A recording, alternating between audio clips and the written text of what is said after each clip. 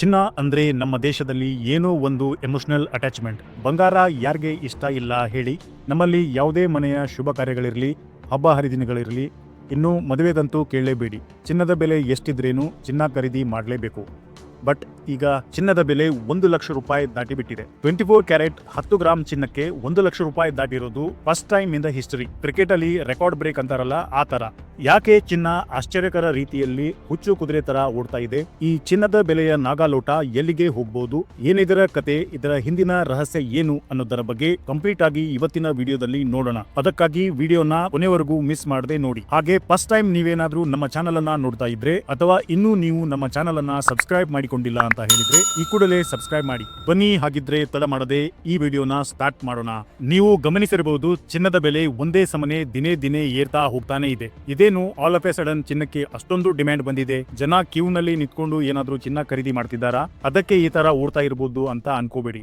ಆ ತರ ಏನಿಲ್ಲ. ಬಟ್ ಈ ಬೆಲೆ ಏರಿಕೆ ಹಿಂದೆ ಸಾಕಷ್ಟು ವಿಷಯಗಳಿವೆ. ಅದರಲ್ಲಿ ಪ್ರಮುಖವಾಗಿ ಎಕನಾಮಿಕ್ ಫ್ಯಾಕ್ಟರ್ಸ್, ಜಾಗತಿಕ ವಿದ್ಯಮಾನಗಳ ಕೃಪೆ ಇದೆ. ಜಾಗತಿಕ ಕಾರಣ ಇದ್ರೆ ಇಂಡಿಯಾದಲ್ಲಿ ಯಾಕೆ ಗೋಲ್ಡ್ ರೇಟ್ ರಾಕೆಟ್ ಸ್ಪೀಡ್ ನಲ್ಲಿ ಓಡ್ತಾ ಇದೆ ಅನ್ನೋದು $1 ಮಿಲಿಯನ್ ಕ್ವಶನ್. ಕಳೆದ ಕೆಲವು ತಿಂಗಳಿಂದ gold rate all time high ಪ್ರೈಸ್ಗೆ ಇನ್ಕ್ರೀಸ್ ಆಗ್ತಾ ಚಿನ್ನದ ಪ್ರಿಯರಿಗೆ ಶಾಕ್ ಕೊಟ್ಟು ಈಗ 10 ಗ್ರಾಮ್ 24 ಕ್ಯಾರೆಟ್ ಗೋಲ್ಡ್ಗೆ 1,00,000 ದಾಟಿ ನಿಂತಿದೆ. ಈ ಗೋಲ್ಡನ್ ರಶ್ ನ ಹಿಂದಿನ ರಹಸ್ಯನ ಹುಡುಕೋಣ. According to IBGA, Indian bullion and jewellery association, ಅದರ ಪ್ರಕಾರ 10 ಗ್ರಾಮ್ 24 ಕ್ಯಾರೆಟ್ನ ಬೆಲೆ ಫಸ್ಟ್ ಟೈಮ್ ಸಾರ್ವಕಾಲಿಕ ದಾಖಲೆ ಮುರಿದು 1,00,000 ಗಡಿ ದಾಟಿದೆ. 1,00,000 ಗಡಿ ದಾಟೋದಲ್ಲದೆ ಅದನ್ನ ಮೀರಿ ಇನ್ನೂ ಬೆಲೆ ಹೆಚ್ಚು ಆಗಬಹುದು ಅಂತ ಪ್ರಿಡಿಕ್ಟ್ ಮಾಡಿದ್ದಾರೆ. ಬಂಗಾರ ಯಾವಾಗಲೂ ನಮ್ಮ ದೇಶದಲ್ಲಿ ಕೇವಲ ಒಂದು ಪ್ರೀಸಿಯಸ್ ಮೆಟಲ್ ಅಷ್ಟೇ ಅಂತ ನಾವು ಟ್ರೀಟ್ ಮಾಡಿಲ್ಲ.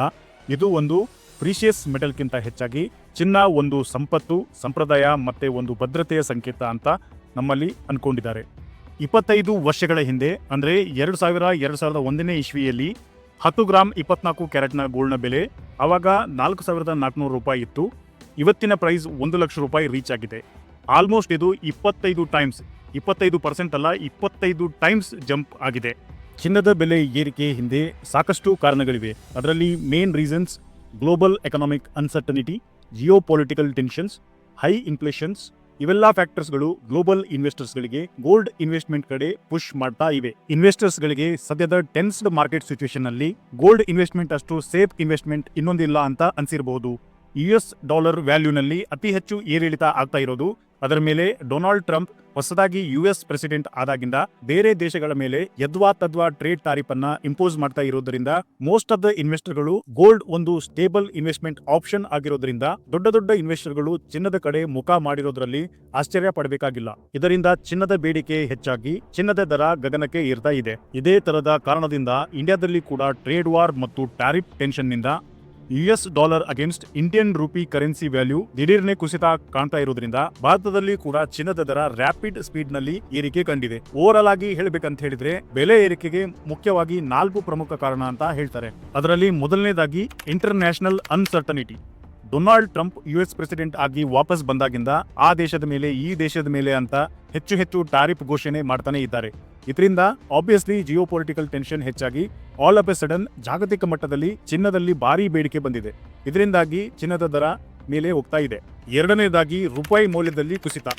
US ಡಾಲರ್ನ ಅಗೇನ್ಸ್ಟ್ ರೂಪಾಯಿ ವ್ಯಾಲ್ಯೂ ಕುಸಿತ ಕಾಣ್ತಾ ಇದೆ. ಯಾವಾಗ ರೂಪಾಯಿ ವ್ಯಾಲ್ಯೂ ಡೌನ್ ಆಗ್ತಾ ಹೋಗುತ್ತೋ ಅವಾಗ ಗೋಲ್ಡ್ ಎಕ್ಸ್ಪೆನ್ಸಿವ್ ಆಗುತ್ತಾ ಹೋಗುತ್ತೆ. ಅದರಿಂದ ಗೋಲ್ಡ್ ಪ್ರೈಸ್ ನಲ್ಲಿ ಶಾರ್ಪ್ ಇನ್ಕ್ರೀಸ್ ಆಗುತ್ತೆ.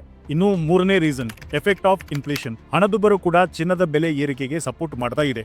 ಯಾಕಂದ್ರೆ ಇನ್ಫ್ಲೇಷನ್ ರೇಟ್ ಹೈಯೆಸ್ಟ್ ಆದಾಗ ಇನ್ವೆಸ್ಟರ್ಸ್ಗಳು ಹೆಚ್ಚು ಗೋಲ್ಡ್ ಅಥವಾ ಗೋಲ್ಡ್ ETF ನಲ್ಲಿ ಇನ್ವೆಸ್ಟ್ ಮಾಡ್ತಾರೆ. ಅದರಿಂದ ಗೋಲ್ಡ್ ಡಿಮ್ಯಾಂಡ್ ಸಪ್ಲೈಗಿಂತ ಹೆಚ್ಚಾಗಿ ಪ್ರೈಸ್ ಜಂಪ್ ಆಗುತ್ತೆ. Fourth reason stock market fluctuations. Stock market ನಲ್ಲಿ ವೊಲಟಿಲಿಟಿ ಜಾಸ್ತಿಯಾಗಿ ಫಾರಿನ್ ಇನ್ವೆಸ್ಟರ್ಸ್ ಇನ್ವೆಸ್ಟ್ ಮಾಡಿರೋ ಹಣವನ್ನ ಸ್ಟಾಕ್ ಮಾರ್ಕೆಟ್ ಇಂದ ತೆಗೆದು ಗೋಲ್ಡ್ ಅಥವಾ ಗೋಲ್ಡ್ ರಿಲೇಟೆಡ್ ಇನ್ವೆಸ್ಟ್ಮೆಂಟ್ ಆಪ್ಷನ್ ಕಡೆ ಹೋಗ್ತಾ ಇದ್ದಾರೆ. ಇದೆಲ್ಲ ಫ್ಯಾಕ್ಟರ್ ನಿಂದ ಗೋಲ್ಡ್ ರೇಟ್ ವಿಪರೀತ ಏರಿಕೆ ಆಗ್ತಾ ಇದೆ. ಇನ್ನು ಮುಂದೆ ಕೂಡ ಇದೇ ತರ ಗ್ಲೋಬಲ್ ಅನ್ಸರ್ಟನಿಟಿ ಮುಂದುವರೆದ್ರೆ, ಇನ್ಫ್ಲೇಷನ್ ರೇಟ್ ಇದೇ ತರ ಹೈ ಇದ್ರೆ ಗೋಲ್ಡ್ ಪ್ರೈಸ್ ಇನ್ನೂ ಹೆಚ್ಚು ದುಬಾರಿ ಆಗ್ತಾ ಹೋಗಬಹುದು. ಬಟ್ ಗ್ಲೋಬಲ್ ಎಕಾನಮಿಯಲ್ಲಿ ಸ್ಟ್ರಾಂಗ್ ರಿಕವರಿ ಆದ್ರೆ, ಇಂಡಿಯನ್ ರೂಪಿ ವ್ಯಾಲ್ಯೂನಲ್ಲಿ ಚೇತರಿಕೆ ಆದ್ರೆ ಅವಾಗ ಗೋಲ್ಡ್ ಪ್ರೈಸ್ ಸ್ಲೋ ಡೌನ್ ಆಗಬಹುದು. ಜಾಗತಿಕ ಪ್ರಮುಖ ಕಾರಣಗಳಲ್ಲದೆ ಇನ್ನೊಂದು ಮೇಜರ್ ಫ್ಯಾಕ್ಟರ್ ಅಂದ್ರೆ ವಿಶ್ವದಾದ್ಯಂತ ಸೆಂಟ್ರಲ್ ಬ್ಯಾಂಕ್ಗಳು ಇನ್ಕ್ಲೂಡಿಂಗ್ ನಮ್ಮ ರಿಸರ್ವ್ ಬ್ಯಾಂಕ್ ಆಫ್ ಇಂಡಿಯಾ ತಮ್ಮ ದೇಶದ ರಿಸರ್ವ್ ಗಳನ್ನ ಡೈವರ್ಸಿಫೈ ಮಾಡೋದಕ್ಕೆ ಗೋಲ್ಡ್ ಅನ್ನ ಖರೀದಿ ಮಾಡ್ತಾ ಇವೆ. ಇದರಿಂದ ಕೂಡ ಗೋಲ್ಡ್ ಡಿಮ್ಯಾಂಡ್ ಹೆಚ್ಚಾಗಿ ಗೋಲ್ಡ್ ಪ್ರೈಸ್ ಇನ್ನೂ ಹೆಚ್ಚು ಆಗುತ್ತೆ. ಭಾರತ ದೇಶದಲ್ಲಿ, ನಮ್ಮ ಸಂಸ್ಕೃತಿಯಲ್ಲಿ ಮತ್ತೆ ಆರ್ಥಿಕತೆಯಲ್ಲಿ ಬಂಗಾರಕ್ಕೆ ವಿಶೇಷ ಸ್ಥಾನಮಾನ. ಏರುತ್ತಿರುವ ಚಿನ್ನದ ಬೆಲೆ ನಮ್ಮ ಮೇಲೆ ಮತ್ತೆ ನಮ್ಮ ದೈನಂದಿನ ಜೀವನದ ಮೇಲೆ ಆಳವಾದ ಪರಿಣಾಮ ಬೀರೋದ್ರಲ್ಲಿ ಸಂಶಯನೇ ಇಲ್ಲ. ಯಾಕಂದ್ರೆ ಪ್ರತಿಯೊಂದು ಕುಟುಂಬಕ್ಕೂ ಹಬ್ಬ ಹರಿದಿನ ಮದುವೆ ಅಂತ ಬಂದಾಗ ಚಿನ್ನವನ್ನ ಕೊಳ್ಳಲೇಬೇಕಾದಂತ ಪರಿಸ್ಥಿತಿ ಬಂದೇ ಬರುತ್ತೆ. ಆವಾಗ ಏನೇ ಪ್ರೈಸ್ ಇದ್ರೂ ಕೂಡ ಬಂಗಾರವನ್ನ ಕೊಳ್ಳಲೇಬೇಕಾದಂತ ಅನಿವಾರ್ಯತೆ ಇದ್ದೇ ಇರುತ್ತೆ. ಇದರಿಂದ ಸಾಕಷ್ಟು ಕುಟುಂಬಗಳಿಗೆ ಹೆಚ್ಚಿನ ಖರ್ಚು ವೆಚ್ಚ ಆಗೋದ್ರಲ್ಲಿ ಅನುಮಾನವೇ ಬೇಡ.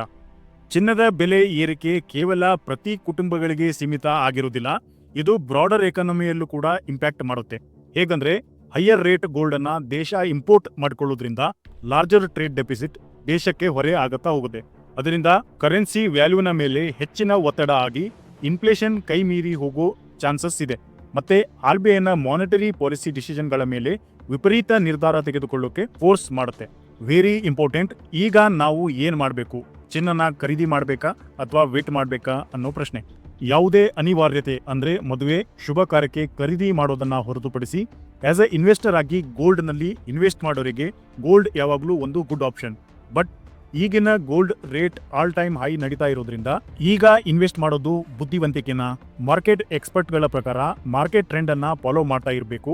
ನಿಮ್ಮ ಇನ್ವೆಸ್ಟ್ಮೆಂಟ್ ಕೇವಲ ಒಂದೇ ಕಡೆ ಫೋಕಸ್ ಮಾಡಬೇಡಿ. ಗೋಲ್ಡ್ ಪ್ರೈಸ್ ಕಡಿಮೆ ಆದಾಗ ರೆಗ್ಯುಲರ್ ಆಗಿ ಇನ್ವೆಸ್ಟ್ ಮಾಡೋದು ಸೇಫ್ ಆಪ್ಷನ್ ಅಂತ ಹೇಳ್ತಾರೆ.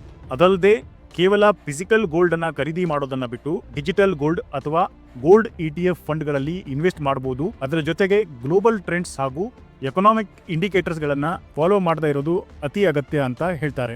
ಇಲ್ಲ ಸರ್, ನಾವು ಫಿಸಿಕಲ್ ಗೋಲ್ಡ್ ಖರೀದಿ ಮಾಡೋದ್ರಲ್ಲಿ ಕಂಫರ್ಟೇಬಲ್ ಇದ್ದೇವೆ ಅನ್ನೋರಿಗೆ ಕೆಲವು ಯೂಸ್ಫುಲ್ ಟಿಪ್ಸ್. ಯಾವಾಗಲೂ ಚಿನ್ನ ಖರೀದಿ ಮಾಡುವಾಗ ಸರ್ಟಿಫೈಡ್ ವಿತ್ BIS ಹಾಲ್ಮಾರ್ಕ್ ಇರೋ ಚಿನ್ನನೇ ಖರೀದಿ ಮಾಡಿ. ಈಗಿನ ಎಲ್ಲಾ ಚಿನ್ನದ ಆಭರಣಗಳ ಮೇಲೆ 6 digit hallmark code HUID hallmark unique identification code print ಆಗಿರುತ್ತೆ. ಅದನ್ನ ಚೆಕ್ ಮಾಡಿ ಪರ್ಚೇಸ್ ಮಾಡೋದ್ರಿಂದ ನಿಮಗೆ ಚಿನ್ನದ ಪ್ಯೂರಿಟಿ ಬಗ್ಗೆ ಮಾಹಿತಿ ಸಿಗುತ್ತೆ. ಹಾಲ್ಮಾರ್ಕ್ ಕೋಡ್ ಯಾವಾಗಲೂ ಆಲ್ಫಾ ನ್ಯೂಮರಿಕ್ ಕೋಡ್ ಆಗಿರುತ್ತೆ. ಇದರಿಂದ ನೀವು ಖರೀದಿಸುವ ಚಿನ್ನ ಎಷ್ಟು ಕ್ಯಾರೆಟ್ನ ಚಿನ್ನ ಆಗಿದೆ ಅಂತ ನೀವು ಈಸಿಯಾಗಿ ಕಂಡುಹಿಡಿಯಬಹುದು. ಐ ಹೋಪ್ ಈ ವಿಡಿಯೋದ ಮಾಹಿತಿ ತಮಗೆ ಯೂಸ್ಫುಲ್ ಆಗಿದೆ ಅಂತ ಭಾವಿಸ್ತೇನೆ. ಒಂದು ವೇಳೆ ತಮಗೆ ಯೂಸ್ಫುಲ್ ಆಗಿದೆ ಅಂತ ಅನ್ಸಿದ್ರೆ ಒಂದು ಲೈಕ್ ಅನ್ನ ಮಾಡೋದನ್ನ ಮರಿಬೇಡಿ. ನಿಮ್ಮ ಒಂದು ಲೈಕ್ ನಮಗೆ ಮೋಟಿವೇಶನ್ ಮಾಡುತ್ತೆ. ಹಾಗೆ ಈ ವಿಷಯದಲ್ಲಿ ನಿಮ್ಗೆ ಏನಾದ್ರೂ ಡೌಟ್ಸ್ ಹಾಗೂ ಪ್ರಶ್ನೆಗಳಿದ್ರೆ ನೀವು ಅದನ್ನ ಕಮೆಂಟ್ ಮಾಡೋದರ ಮೂಲಕ ಕ್ಲಾರಿಫೈ ಮಾಡಿಕೊಳ್ಳಬಹುದು. ಅದೇ ರೀತಿ ಈ ವಿಡಿಯೋದ ಮಾಹಿತಿ ನಿಮ್ಮ ಫ್ರೆಂಡ್ಸ್ ಹಾಗೂ ಫ್ಯಾಮಿಲಿ ಒಟ್ಟಿಗೆ ಶೇರ್ ಮಾಡಿ ಅಂತ ಹೇಳ್ತಾ ಮುಂದಿನ ವಿಡಿಯೋದಲ್ಲಿ ಸಿಗ್ತೇನೆ. ಅಲ್ಲಿವರೆಗೂ ನಮಸ್ಕಾರ.